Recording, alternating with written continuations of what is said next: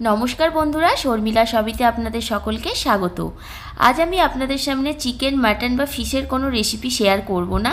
সামনেই আছে Christmas day বা বড়দিন, সেই উপলক্ষে আজ একটা কেকের রেসিপি নিয়ে হাজির হয়েছি আপনাদের সামনে। চলুন তাহলে ভিডিওটি স্কিপ না করে প্রথম থেকে শেষ পর্যন্ত দেখবেন, তাহলে স্টেপ বাই স্টেপ বুঝতে পারবেন আমি কিভাবে এত সফট কেক বাড়িতে বানাই। আপনারাও তাহলে খুব সহজেই এটা বাড়িতে বানিয়ে ফেলতে পারবেন। কেকটা এতটাই সফট হয়েছে, দেখুন হাত দিতেই কেকটা ভেঙে যাচ্ছে, তাহলে আপনারা বুঝতেই পারছেন কেকটা কতটা সফট। চলুন তাহলে রেসিপিটি শুরু করা যাক। কেক বানানোর জন্য এখানে আমি একটা ছোট বোল নিয়ে নিয়েছি। এই বোলের মধ্যে দিয়ে দেব একটু অরেঞ্জ জুস। এই অরেঞ্জ জুসের মধ্যে আমি দিয়ে দেব কিছু টুকরো করা কাজু বাদাম আর কিছু কিশমিশ, আর আমি দিয়ে দেব টুটি ফুটি। অবশ্যই টুটি ফুটিটা আপনারা আপনাদের প্রয়োজন মতো এখানে ব্যবহার করবেন। আর কি কি ড্রাই ফ্রুটস আপনারা এখানে কেকের মধ্যে দিতে চান, সেই সমস্ত কিছু ড্রাই ফ্রুটসগুলো এখানে আপনারা এই অরেঞ্জ জুসের মধ্যে ভিজিয়ে দেবেন। যদি এই অরেঞ্জ জুসের মধ্যে ড্রাই ফ্রুটসগুলোকে 24 ঘন্টা ভিজিয়ে রাখতে পারেন তো খুবই ভালো হয়, কিন্তু আমার হাতে যেহেতু বেশি টাইম নেই, তাই আমি এটাকে 1 থেকে 1.5 ঘন্টা ভিজিয়ে রাখবো। তারপর আমি বাকি স্টেপে ফিরছি। ক্যারামেল বানানোর জন্য এখানে আমি ফ্রাইং প্যানের মধ্যে দিয়ে দিলাম একটু চিনি। ফ্রাইং প্যানে চিনিটা দেওয়ার পর গ্যাসের ফ্লেমটাকে হাই করে দেবেন। যখন দেখবেন চিনিটা এরকম গলতে শুরু করেছে, তখন গ্যাসের ফ্লেমটাকে পুরো একদম লোতে করে দেবেন। হালকাভাবে এবার নাড়তে থাকবেন এটাকে। এর মধ্যে এবার অল্প একটু জল আমি দিয়ে দেবো। দেখছেন চিনিগুলো কিরকম দলা পাকিয়ে গেছে। এই জলটা দেওয়ার পর যখন আপনারা এটাকে নাড়তে থাকবেন, তখন দেখবেন চিনিটা আরো ভালোভাবে গলে গেছে। দেখুন চিনির শিরাটার রংটা আস্তে আস্তে কিরকম পরিবর্তন হচ্ছে। চিনিটাকে ঠিক এইভাবে ফোটাতে ফোটাতে যখন চিনির শিরাটা একটু মোটা হয়ে আসবে, তখন আপনারা আরো একটু জল এখানে দিয়ে দেবেন। কেকের জন্য ক্যারামেল পুরোপুরি রেডি দেখুন বন্ধুরা। আর দেখুন ক্যারামেলটা কতটা পাতলাও আমি করে নিয়েছি। কেক বানানোর জন্য এখানে একটা বোল নিয়ে নিয়েছি বড় সাইজের। এবার এই বোলের মধ্যে আমি দিয়ে দেব বেশ খানিকটা বাটার। আমি এখানে একটু বেশি বাটার ব্যবহার করলাম। আপনারা চাইলে বাটারের বদলে সাদা তেলও এখানে ব্যবহার করতে পারেন। বাটারটাকে এবার একটু ব্লেন্ড করে নেব।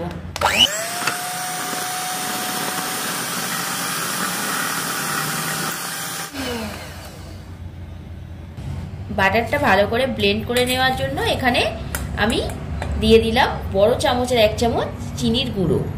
চিনিটা দেওয়ার পরে ভালো করে ব্লেন্ড করে নেব।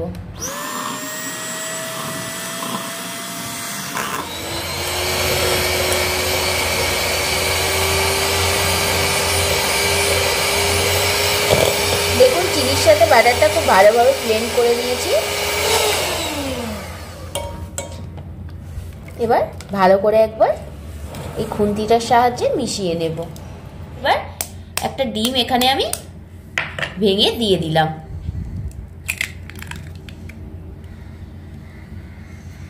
ডিমটা দেওয়ার পর ডিমটাকে এবার ভালো করে একটু ব্লেন্ড করে নেব।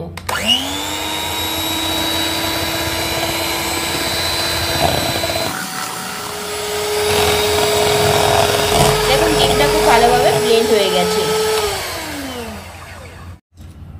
এই ডিমের গন্ধটা দূর করার জন্য এখানে আমি দিয়ে দিলাম ভ্যানিলা এসেন্স।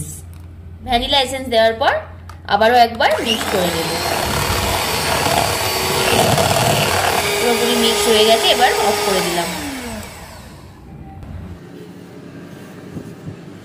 এবারে আমি বাকি ইনগ্রিডিয়েন্টস গুলো এর মধ্যে মিশিয়ে দেব। একটা ছাঁকনি এখানে দিয়ে দিলাম।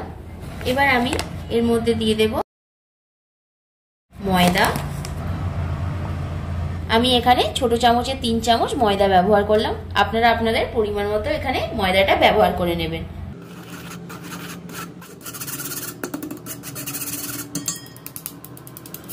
এবার আমি এখানে দিয়ে দেব 1/2 চামচ মতো বেকিং পাউডার।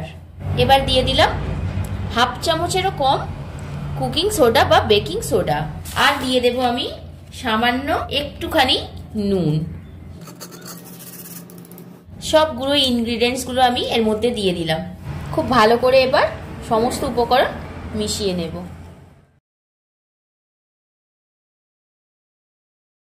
ব্যাটারটা খুব শক্ত হয়ে গেছে, তাই এখানে একটু জল আমি অ্যাড করে দিলাম।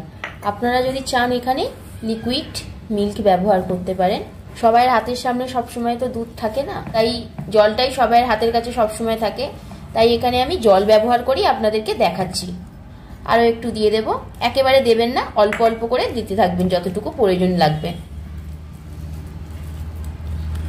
দেখুন খুব ভালোভাবে মিশিয়ে নিয়েছি।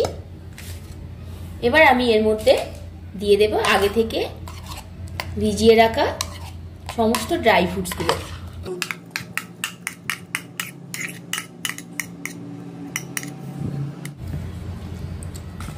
সমস্ত ড্রাই ফ্রুটসগুলো এই ব্যাটারটার সাথে আমি ভালো করে মিশিয়ে নিচ্ছি।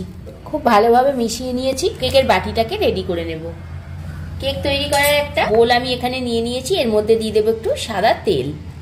এই সাদা তেলটা আমি পুরো বোলটার মধ্যে এইভাবে ব্রাশ করে নেব। খুব সহজ পদ্ধতি আজকে আমি আপনাদের একটা দেখাবো। সেটা হচ্ছে তেলটা ব্রাশ করার পরে যাদের বাড়িতে বাটার পেপার সবসময় অ্যাভেলেবেল থাকে না, সেক্ষেত্রে তারা তখন কি করবেন, কেক তো অনেক সময় নিচে বসে যাওয়ার সম্ভাবনা থাকে। সেক্ষেত্রে আপনারা এরকম তেলটা ব্রাশ করার পরে উপর থেকে একটু ময়দা দিয়ে দেবেন। এইভাবে ময়দাটা দেওয়ার পরে দেখুন চারিদিকে এই রকম হাত দিয়ে ময়দাটাকে পুরো বোলটার মধ্যে এই রকম মাখিয়ে নেবেন। দেখুন চারিদিকে ময়দাটা এইভাবে মাখিয়ে নিয়েছি। এবার যে এক্সট্রা ময়দাটা এই বোলটার মধ্যে থাকবে সেটাকে এইভাবে আপনারা ফেলে দেবেন। দেখুন আর এক্সট্রা কোনো ময়দা এখানে রইল না। আবারও আমি সেই কেকের ব্যাটারটা নিয়ে চলে আসলাম।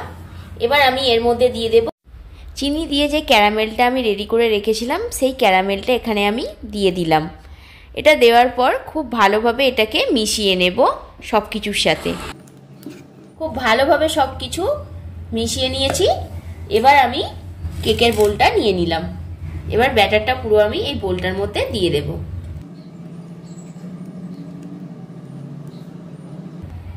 সমস্ত ব্যাটারটা এর মধ্যে ঢেলে দিয়েছি। ভিতরে যাতে কোনো হাওয়া না থেকে থাকে তার জন্য এটাকে এইভাবে নাড়িয়ে দিচ্ছি। খুব ভালোভাবে সেট করে নিয়েছি। উপর থেকে আরও কিছু টুটি ফুটি আমি ছড়িয়ে দিচ্ছি যাতে আরও সুন্দর কালারফুল দেখতে লাগে। কিছু কিশমিশ আমি ওপর থেকে দিয়ে দিলাম, আর কিছু কাজু বাদামকে টুকরো করে রেখেছিলাম, সেই কাজু বাদামের টুকরোগুলো আমি ওপর থেকে সাজিয়ে দেব। এয়ার ফ্রায়ারের মধ্যে এটা আমি দিয়ে দেব।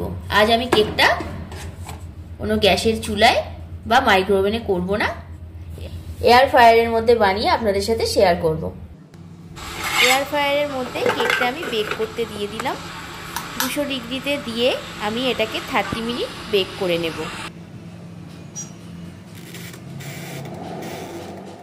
30 মিনিট পর আমি চলে এসেছি, দেখব কেকটা কতটা বেকড হয়েছে। দেখুন খুব সুন্দরভাবে কেকটা রেডি হয়ে গেছে। এবার একটা ছুরির সাহায্যে ধার থেকে আমি আস্তে আস্তে করে কেটে নেব যাতে কেকটা খুব ইজি উঠে যায় প্লেটের মধ্যে। আজকের এই কেকের রেসিপিটি যদি আপনাদের ভালো লেগে থাকে তাহলে অবশ্যই একটা লাইক, কমেন্ট অ্যান্ড শেয়ার করবেন। আর যারা আমার চ্যানেলটিকে এখনও পর্যন্ত সাবস্ক্রাইব করেননি, প্লিজ চ্যানেলটিকে সাবস্ক্রাইব করে দিয়ে পাশে থাকা বেল আইকনটি প্রেস করে দেবেন নতুন নতুন ভিডিওর আপডেট পেতে।